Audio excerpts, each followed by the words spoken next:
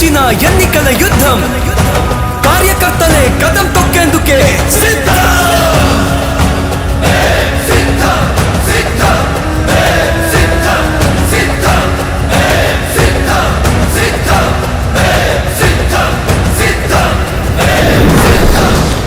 ఓ YCP కార్యకర్తలారా, మీ సేవలనే మే మరువం. మీ అందరికీ మా వందనం.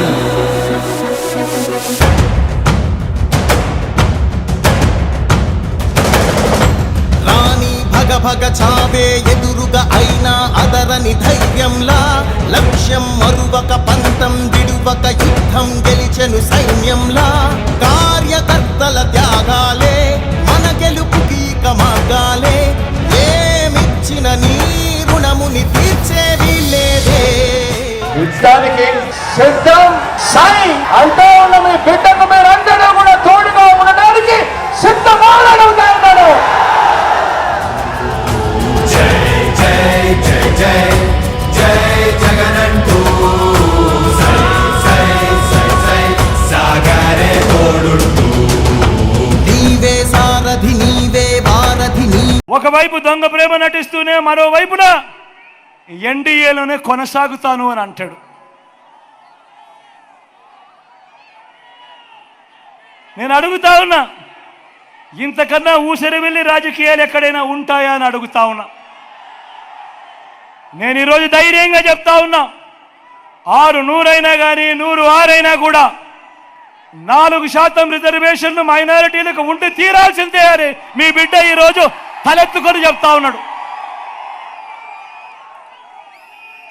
ఇది మీ జగన్ మాట, ఇది మీ వైఎస్ఆర్ బిడ్డ మాట.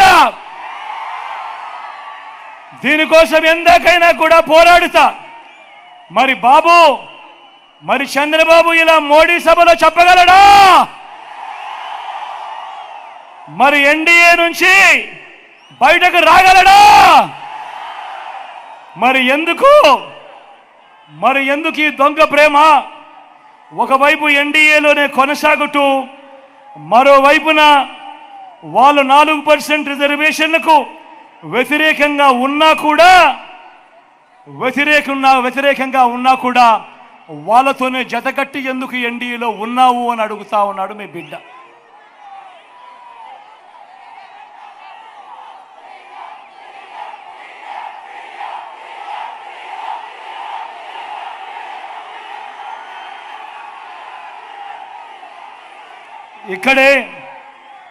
ఇక్కడే నేను కొన్ని విషయాలు రాష్ట్ర ప్రజలందరికీ కూడా చెప్పాల్సిన అవసరం ఉంది. ఈరోజు 4% రిజర్వేషన్లు మైనారిటీ సోదరులకు ఏదైతే ఇచ్చామో అది కేవలం మతం ప్రాతిపదికగా ఇచ్చిన రిజర్వేషన్లు కావు. ముస్లింలలో కూడా ఉన్నత వర్గాలకు రిజర్వేషన్లు వర్తించడం లేదు, పఠాన్లకు వర్తించడం లేదు, సయ్యదులకు వర్తించడం లేదు, మొఘళ్లకు కూడా వర్తించడం లేదు. ఇవి కేవలం వెనుకబాటు ప్రాతిపదికగా మాత్రమే ఇచ్చినవి. నేను ఇవాళ అడుగుతా ఉన్నా, ఇదే బీజేపీని అడుగుతా ఉన్నా, ఇదే వ్యతిరేకిస్తా ఉన్న వాళ్ళందరినీ కూడా అడుగుతా ఉన్నా.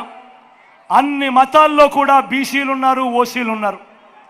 ఒక్క ముస్లింలలోనే కాదు, అన్ని మతాల్లో కూడా బీసీలు ఉన్నారు, ఓసీలు ఉన్నారు. ఇవి రాజ్యాంగానికి లోబడి వెనుకబాటు ప్రాతిపదికగా ఇచ్చిన రిజర్వేషన్లు. మరి ఇలాంటి రిజర్వేషన్లు, ఇలాంటి వెనుకబాటుకు గురైన వారికి ఇచ్చిన రిజర్వేషన్ల మీద రాజకీయం చేస్తూ వారి జీవితాలతో చెలగాటమాడడం ధర్మమేనా? ఇది కరెక్టేనా అని ప్రతి ఒక్కరూ ఆలోచన చేయాలి. నేను ఇవాళ చెప్తా ఉన్నా, ప్రతి మైనారిటీ సోదరుడికి, ప్రతి మైనారిటీ అక్క చెల్లెమ్మకు భరోసా ఇచ్చి చెప్తా ఉన్నా, 4% రిజర్వేషన్ల విషయమే కానివ్వండి, ఎన్ఆర్సీ కానివ్వండి, సిఏఏ కానివ్వండి, ఇంకా ఏ మైనారిటీ అంశమైనా కానివ్వండి, మైనారిటీ మనోభావాలకు, వారి ఇజ్జత్ और ఇమాంకు అండగా నిలబడుతూ వారికి మద్దతు ఎప్పటికీ ఉంటాడో వాళ్ళ బిడ్డ జగన్ అని చెప్పి సందర్భంగా చెప్తా ఉన్నా. మైనారిటీల పట్ల ప్రేమ చూపుతూ ఒక్క డిబిటీ స్కీమునే కాదు, ఇళ్ల నిర్మాణం, షాదీ తోఫా వంటివి మాత్రమే కాదు, ఉర్దూను 2 అధికార భాషగా ప్రకటించడం మొదలు 4 మైనారిటీలను ఎమ్మెల్సీగా, 4 మైనారిటీలను ఎమ్మెల్యేలుగా గెలిపించుకోవటమే కాకుండా 5 ఏళ్ళు నా మైనారిటీ సోదరుని ఒకరిని డిప్యూటీ సీఎం గాను, నా మైనారిటీ సోదరిని శాసనసభ మండలి వైస్ చైర్మన్ గాను, మైనారిటీ సప్లాన్ బిల్లును తేవడం మొదలు ఇలా ప్రతి సందర్భంలోనూ వారికి సముచిత స్థానం ఇచ్చి వారిని పక్కనే పెట్టుకున్న ప్రభుత్వంగా ఈరోజు గర్వంగా చెప్తా ఉన్నా. మొట్టమొదటిసారిగా మైనారిటీలకు 4% రిజర్వేషన్లే కాదు, 4% రాజకీయ రిజర్వేషన్ ఇచ్చిన పార్టీ కూడా ఈ వైఎస్ఆర్ కాంగ్రెస్ పార్టీ అని కూడా గర్వంగా కూడా చెప్తా ఉన్నా.